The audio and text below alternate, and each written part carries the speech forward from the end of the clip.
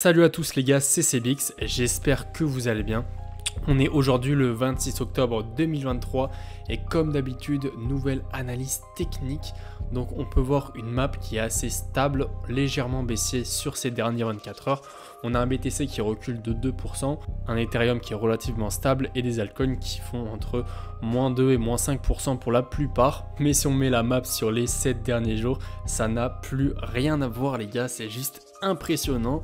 Un BTC à plus 20%, un Ethereum à presque plus 15% et des altcoins qui ont fait entre 5 et 30% pour la plupart. Regardez, on a un Solana à plus 32%, un ADA à plus 17%, un Link à plus 42%, Matic plus 22%. Aujourd'hui, on va surtout se focus sur le Bitcoin, sur l'order flow et sur les news qu'il y a eu cette dernière semaine.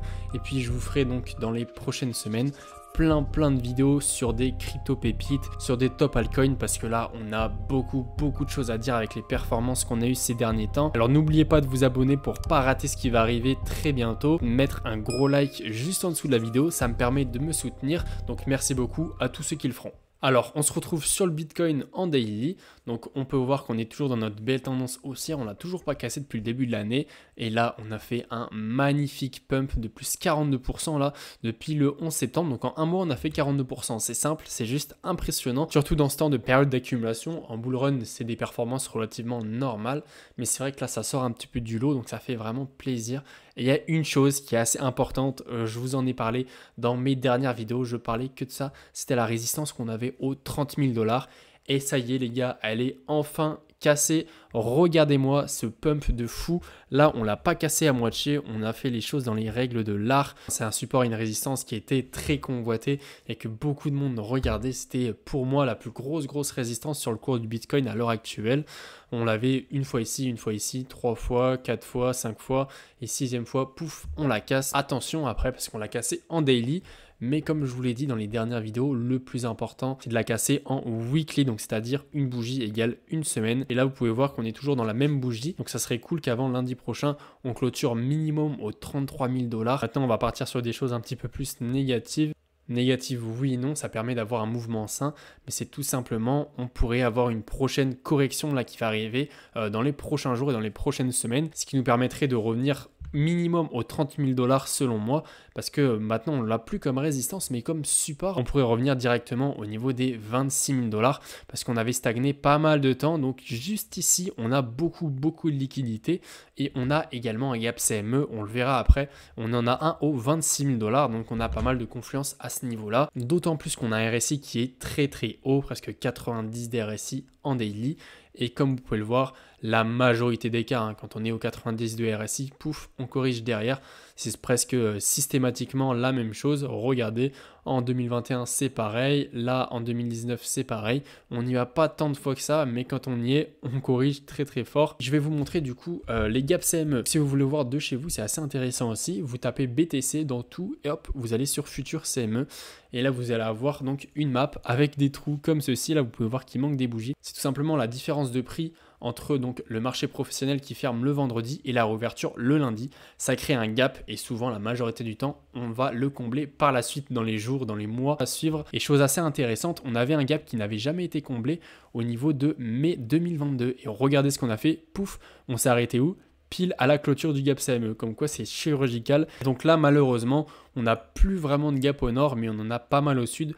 Comme je vous ai dit tout à l'heure, au niveau des 26 800 $, on a un encore plus bas qu'on n'est toujours pas allé chercher au niveau des 20 000 $. Mais voilà, là on a encore un petit peu plus de marge. On ira peut-être le chercher avant le début du bull run, mais on n'est pas encore là. Donc voilà pour le BTC, c'est tout ce que j'avais à vous dire. On va passer directement à l'order flow. Un open interest qui a connu une grosse chute là quand on a eu le pump, donc beaucoup de fermeture de position.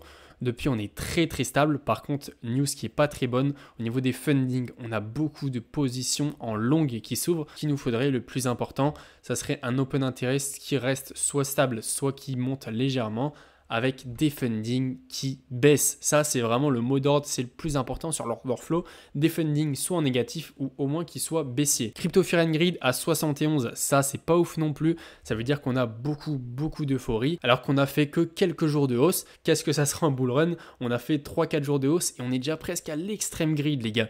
C'est beaucoup trop et ça on le ressent vraiment sur Twitter par exemple. Il y a beaucoup de gens qui sont en mode c'est bon, le bull run est lancé. Et avec ce genre de mindset, on risque d'avoir une correction très vite. Les news, je vais vous en passer 3-4 qui sont à mon sens assez pertinentes sur la dernière semaine.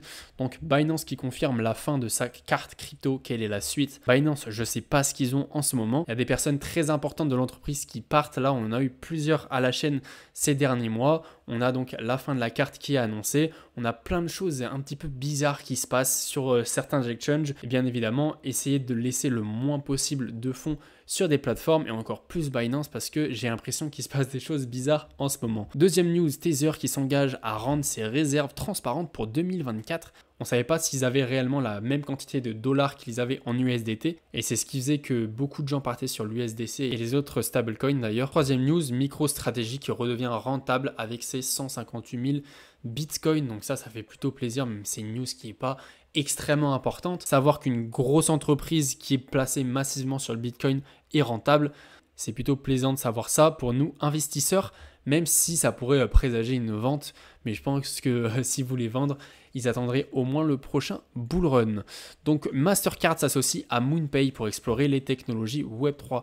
MoonPay, je rappelle, donc c'est une société de paiement crypto-monnaie spécialisée dans les crypto-monnaies. Le fait qu'ils s'associent à un géant comme Mastercard, c'est plutôt cool et ça démontre en plus que des grosses entreprises comme ça sont prêtes à faire un pas donc vers la crypto, vers tout ce qui est blockchain. Il me semble que Mastercard et même Visa ont fait pas mal de choses là durant le dernier bull run en termes de crypto, donc ça fait plaisir d'avoir des entreprises qui sont éveillées comme ça.